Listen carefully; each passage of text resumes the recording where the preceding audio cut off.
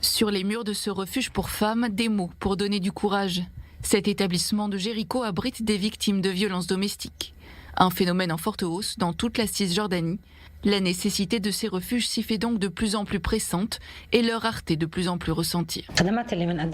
Plus qu'héberger ces femmes victimes de violences et dont la vie est menacée, nous les accueillons au moment même où surviennent les problèmes.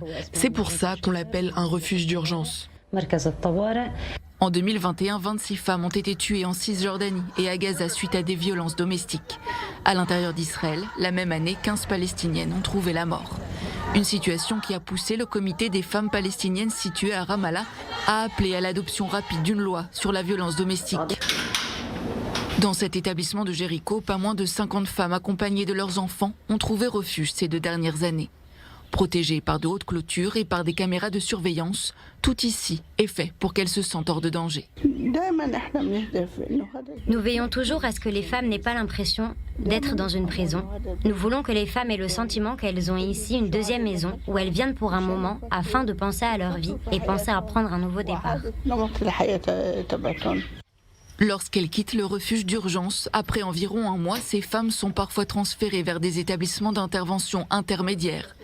Distribués entre Bethléem, Jéricho, Naplouse et Gaza, ils offrent des formations professionnelles dans le but d'autonomiser les victimes.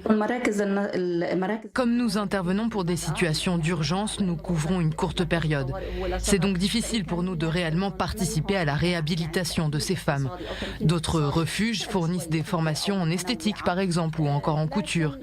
Mais jamais encore il n'y a eu de véritable programme pour leur émancipation économique. Le WCLA, le centre de conseil et d'aide légale pour les femmes, travaille en collaboration avec des organismes gouvernementaux. Une coopération qui vise à développer des stratégies pour venir en aide aux victimes de violences domestiques dans la société arabe palestinienne. En novembre dernier, la ministre palestinienne des droits des femmes a réaffirmé l'urgence sociale, nationale et humanitaire d'une loi sur la protection de la famille contre la violence. Amal Hamad a ajouté que sa promulgation devait être accélérée.